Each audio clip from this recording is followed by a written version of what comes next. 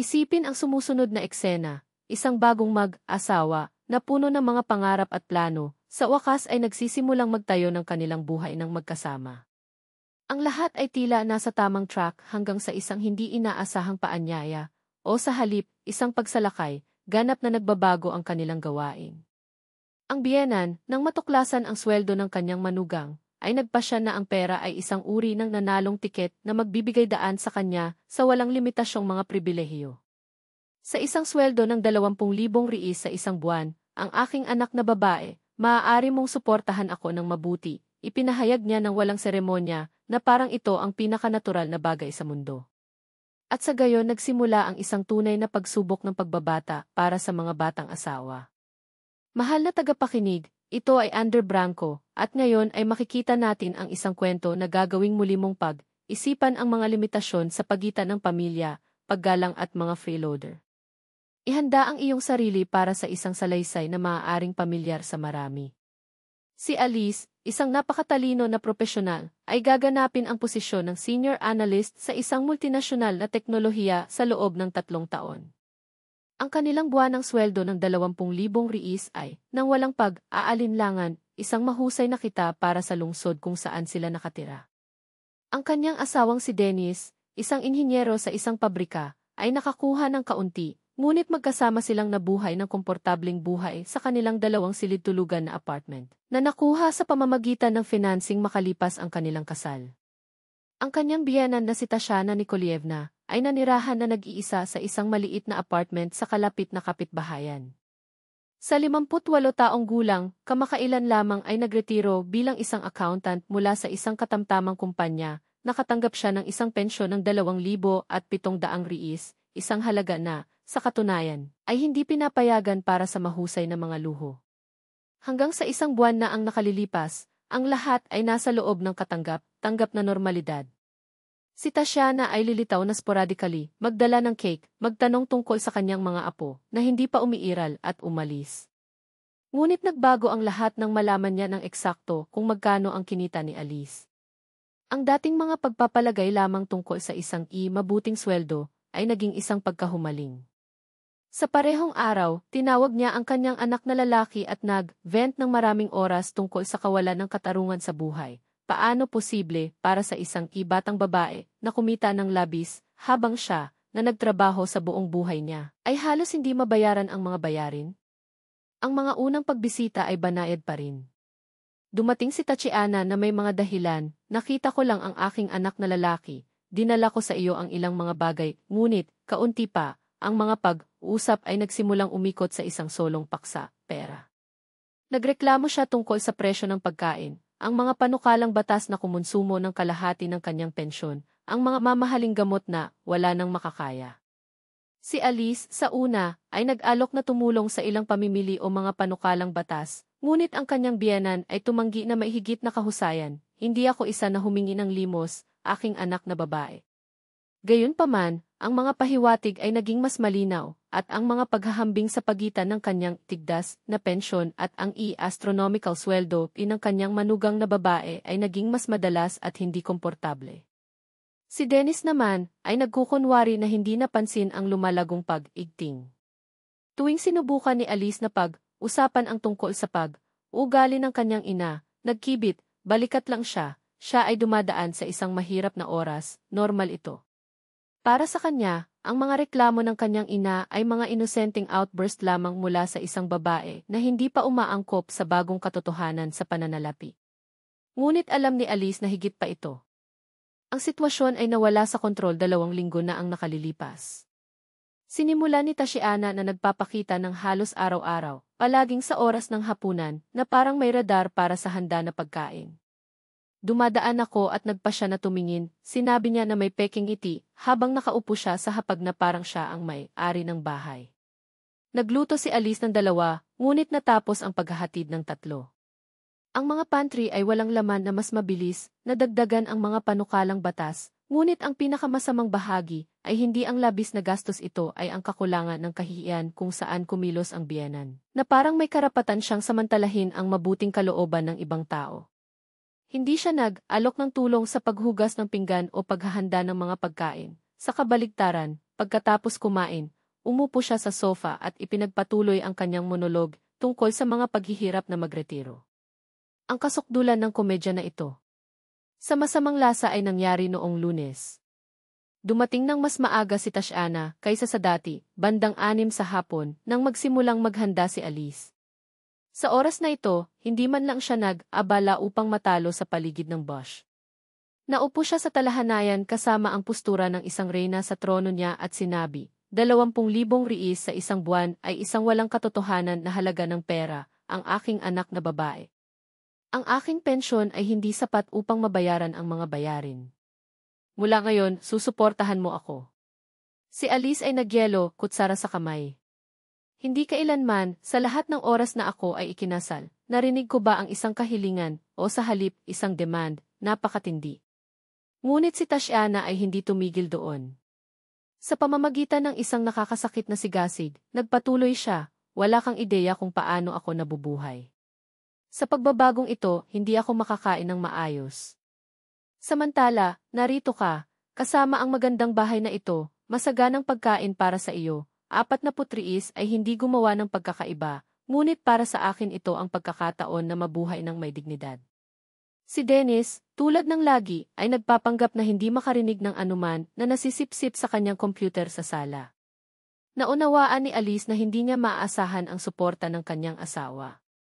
Kalmado ngunit matatag, sumagot siya na sila mismo ay save upang mabayaran ang bahay at magplano ng isang pamilya, at sa huli ay makakatulong siya sa ilang mga pagbili o sa mga emerhensya.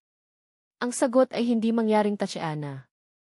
Sa pamamagitan ng isang snort ng disdain, siya ay nagpatuloy sa pag-atake. Kaya ganyan ito. Kumita ka ng lahat ng perang ito at ayaw mong ibahagi ito sa pamilya ng iyong asawa? Gaano ka makasarili?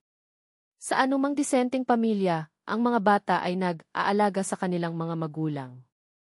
Sa palagay mo ba ang aking anak ay walang obligasyong bayaran ang lahat ng nagawa ko para sa kanya? Kinabukasan, dumating ang biyenan kahit na mas maaga, sa paligid ng 5:30 at madiskarteng na-install ang kanyang sarili sa kusina. Sa oras na ito, nagdala siya ng isang kwaderno na may masusing mga tala ng kanyang mahahalagang buwanang gastos. Sa katumpakan ng isang may karanasan na accountant, nakalista siya, tumingin dito, aking anak na babae, 15,000 nasa pagkain lamang, at tingnan, ito ay tunay na pagkain, hindi ang mga tira na kailangan mong bilhin. 8,000 gamot dahil ang kalusugan ay hindi mabibili ng halaga. 5,000 sa mga panukalang batas sa sambahayan. 7,000 mga kosmetiko at salon dahil ang isang babae ay may pag-aalaga sa kanyang sarili.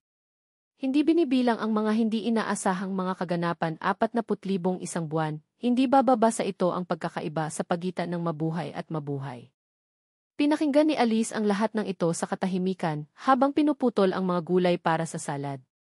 Si Tatiana, na lalong nasasabik, binuo ang kanyang argumento, pag-isipan mo ito, itinaas ko ang iyong asawa, pinag-aralan ko siya, ginawa ko siyang lalaki na siya ngayon. Ngayon ay aking pag-aani ng mga gantimpala.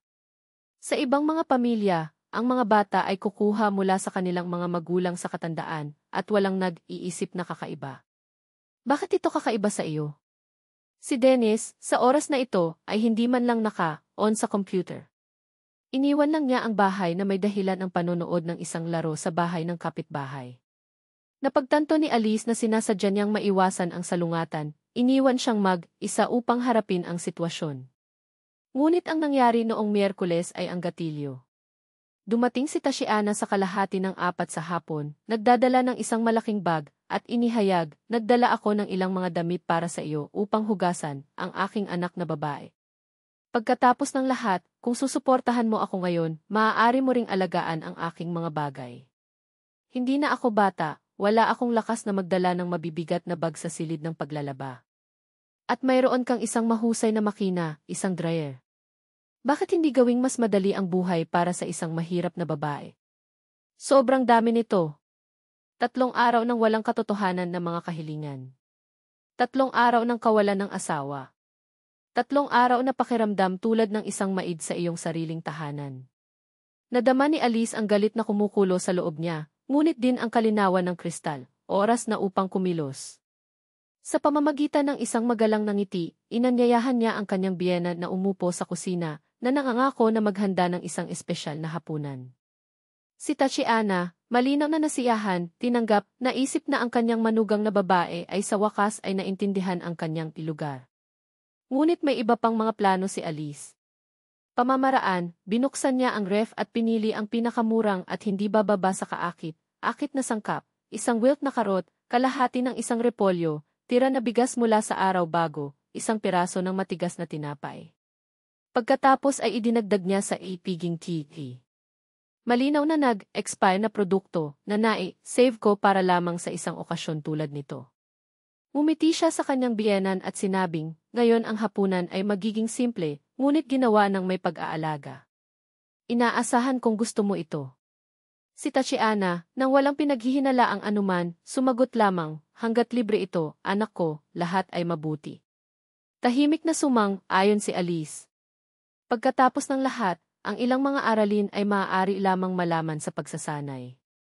Dagdag pa ni Alice sa kaldero ng isang maasim na yogurt na pupunta na sa basurahan at isang lata ng sardinas sa sarsa, orihinal na binili para sa pusa, ngunit ngayon ay kumukuha ng mas marangal na layunin. Pinanood ni Tatiana ang bawat kilusan na may isang halo ng pag-usisa at disdain na ginagawa ang kanyang mga acidic na komento, tingnan, aking anak na babae, kung gaano kalubha ang iyong refrigerator. Maraming magagandang bagay habang ako, sa bahay, ay halos walang anuman upang ilagay sa aking plato. Si Alice, hindi nakakaintriga, pinukaw lamang ang halo na may isang kahoy na kutsara. Ang resulta ay isang sangkap na may isang kaduda-dudang kulay, isang kahina-hinalang texture at isang aroma na sumuway sa anumang sibilisadong paglalarawan, ang pagiging maasim ng curdled milk, ang paghugas na nakalimutan na gulay at ang murang metallization ng mga third-rate na sardinas. At ano yun? Tanong ni Tatiana, kinurot ang kanyang ilong na may suklam na disgist bilang pag-usisa. Isang specialty ng bahay, sumagot si Alice nang hindi kumikislap. Eksklusibong resipe para sa mga nakatira sa 27,000 bawat buwan. Ito ay tinatawag na deluxe budget dinner. Pagdating ni Dennis, nakatakda na ang mesa. Sa harap ng biyenan, isang mapagbigay na bahagi ng kung ano ang mukhang katulad ng emergency na pagkain ng tao, na sinamahan ng isang hiwa ng matigas na tinapay at isang baso ng gripo ng tubig ng walang yelo, upang hindi mag-aaksaya ng enerhiya. Sa lugar ni Dennis at kanya, normal na pinggan, makatas na chops, creamy puri at isang sariwang salad na pinalamusya ng langis ng oliba. Ano ang basura na ito? Sumabog si Tatiana. Pinipiga ang pinaghalong sa dulo ng kanyang tinidor na parang isang espesimen sa laboratorio. Ang iyong hapunan, sabi ni Alice, serenely, habang nakaupo siya. Kinakalkula batay sa iyong budget. Sinabi mo mismo na ang iyong pensyon ay 27,000, di ba? Iyon ay tungkol sa 900 rubles sa isang araw para sa pagkain. Well, narito ito, isang ulam na perpektong umaangkop sa presyo na iyon. Walang labis na labis, walang basura. Eksakto habang nangangaral ka. Ang mukha ni Tatiana ay sumunog ng pula, isang halo ng galit at kahihiyan. Pinagbigyan mo ba ako? Hindi ako isang hayop na makakain ng marumi na ito. At hindi ako isang iki upang pondohan ang iyong mga kapritso, sumagot si Alice nang hindi binabago ang kanyang tono. Gusto mo ba ng hustisya? Kaya narito na. Mabuhay sa loob ng iyong paraan. O sa halip, tumahimik siya. Pinutol ang isang piraso ng muton na may katumpakan ng kirurhiko. Mabuhay habang iginiit mo na dapat tayong mabuhay. Sinubukan ni Dennis na mamagitan, malinaw na hindi komportable. Alice, para sa pag-ibig ng Diyos, hindi ito dapat maging ganito. Hindi, Dennis, pinutol niya, tinitingnan siya sa mga mata. Ang problema ay hindi ako. 3 araw ng iyong ina na dumating dito na parang siya ang may-ari ng bahay, hinihingi ang pera, pagkain at serbisyo. 3 araw na nagpapanggap ka na hindi mo nakikita. Dumating siya. Marahas na itinulak ni Tatiana ang upuan na nakatayo tulad ng isang nakakasakit na galit. Hindi ko tiisin ang kalokohan na ito. Dennis, papayagan mo ba ito ang nilalang na ito upang makipag-usap sa iyong ina na ganyan? Binuksan ng anak ang kanyang bibig, nag-aalangan. Nanay, baka tama siya. Walang siguro. Sigaw ng biyenan. Kaya siyang humihingi ng tawad, naghahain sa akin ng ilang disenteng pagkain ngayon, o iniwan ko ang bahay na ito at hindi na muling nagtatakda dito. Chewed ni Alice ang isa pang piraso ng kotleta bago sumagot, kalmado bilang isang nagyelo na lawa. Ang pangalawang pagpipilian ay tila mahusay sa akin. Nang walang ibang salita, hinawakan ni Tatiana ang kanyang bag at kaliwa, sinampal ang pintuan ng sapat upang gawin ang mga larawan sa wallshake. Tumayo roon si Dennis, natigilan, tinitingnan ang kanyang asawa na parang lumaki siya ng dalawang ulo. Bakit napaka-radikal? Matanda na siya, Alice. Siya ay isang may sapat na gulang na, sa 3 araw, ay naging isang profesional na blackmail, sagot ni Alice, pinatuyo ang kanyang mga labi ng isang napkin. Kung mayroon kang awa, maaari mo ring suportahan ito sa iyong sweldo. Ngunit sa aking bahay, naiiba ang mga patakaran. Sa mga sumusunod na 2 linggo. Sa halip, idineklara ni Tatiana ang Cold War. Tinawag niya si Dennis na nagtatrabaho sa luha sa telepono, sinabi niya sa kanyang mga kapitbahay na ang kanyang manugang na babae ay isang walang puso na bruha, sinubukan niyang mag-recruit ng mga tiyo at pinsan sa kilusang hustisya ng pamilya. Ngunit ang kanyang mga pagtatangka ay bumagsak. Kahit na ang pinakamalayong mga kamag-anak, matapos marinig ang bersyon ni Alice, tahimik na sumang-ayon, ang biyenan ay pinalaki.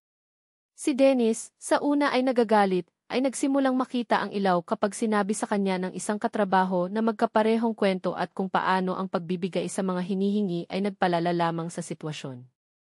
Makalipas ang 1 buwan, tumunog ang telepono. Ito ay Tatiana. Ang tinig na dating pag-urong ngayon ay tunog ng tunog, halos mahiya. Gusto ko lang malaman kung paano ka, anak.